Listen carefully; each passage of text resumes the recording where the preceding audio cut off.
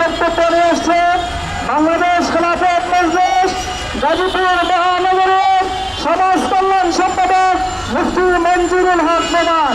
মুফতি মঞ্জুরুল হক নোমান। আলহামদুলিল্লাহ রাব্বিল আলামিন ওয়াসসালাতু ওয়াসসালামু আলা রাসূলিন নবিয়্যিল কারীম আম্মা বাদ। বাংলাদেশ খেলাফত মজলিস গাজীপুর মহানগরের উদ্যোগে 5 দফা বাস্তবায়নে আজকের এই বিক্ষোভ কর্মসূচি।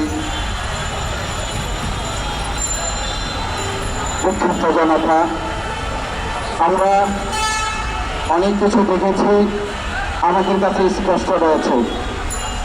এই হাসিনা সরকার দীর্ঘ 16 বছর বাংলাদেশের আপন জনতার উপর যে নির্যাতন করেছে, বিশেষ করে এই জাতির কর্ণধার হযরত উলামায়ে কেরামকে যেভাবে ছিলেন নির্যাতন করেছে, দীর্ঘদিন কারাবন্দী করে রেখেছে, এই সব কিছুর মনে ছিল জাতীয় পার্টি।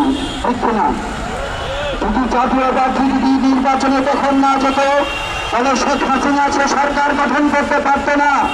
আমরা ইতিমধ্যে আরো দেখেছি এই জাতীয় পার্টির বর্তমান যে চেয়ারম্যান রয়েছেন, আওয়ামী লীগের আমলে ভারত সফর শেষ করে যখন তিনি সাংবাদিকদের প্রশ্নের মুখোমুখি হয়েছিলেন, কি আলোচনা হয়েছে আপনি কি বলুন, তখন জাতীয় পার্টির চেয়ারম্যান তখন বলেছিল, আমি ভারতের অনুমতি ছাড়া বলতে পারবো না। আমাদের আর বুঝতে বাকি নয়, শেখ হাসিনা সরকার, আওয়ামী স্বৈরাচারী সরকার, যে এই দেশের নির্দেশে এই দেশের উপর কোন নির্যাতন করেছে, তাদেরই দোষর হিসেবে জাতীয় পার্টি এতদিন কাজ করে এসেছে। কিন্তু সংযুক্ত বক্তব্য নিয়ে এসছেন বাংলাদেশ খেলাফত মজলিস গাজীপুর মহানগরের সমাজ কল্যাণ সম্পাদক মুফতি মঞ্জুরুল হক নোমান। মুফতি মঞ্জুরুল হক নোমান। আলহামদুলিল্লাহ রাব্বিল আলামিন ওয়াসসালাতু ওয়াসসালামু আলা রাসূলিন নবিয়্যিল কারীম আম্মা বাদ। বাংলাদেশ খেলাফত মজলিস গাজীপুর মহানগরের উদ্যোগে 5 দফা বাস্তবায়নে আজকের এই বিক্ষোভ কর্মসূচি। বিক্ষুব্ধ জনতা, আমরা অনেক কিছু দেখেছি, আমাদের কাছে স্পষ্ট রয়েছে।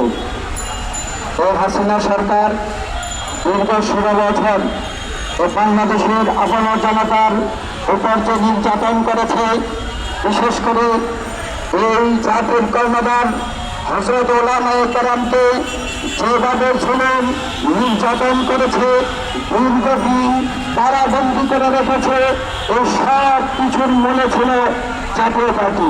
ঠিক না? যদি জাতীয় পার্টি যদি নির্বাচনে তখন না যেত, তাহলে শেখ হাসিনা সে সরকার গঠন করতে পারত না।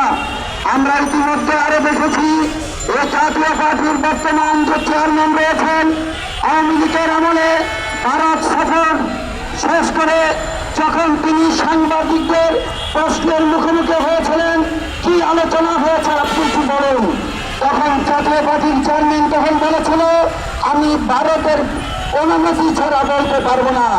আমাদের আর বুঝতে বাকি নয়, শেখ হাসিনা সরকার, আওয়ামী স্বৈরাচারী সরকার, যে এই দেশের নির্দেশে এই দেশের উপর কোন নির্যাতন করেছে, তাদেরই দোষর হিসেবে জাতীয় পার্টি এতদিন কাজ করে এসেছে। কিন্তু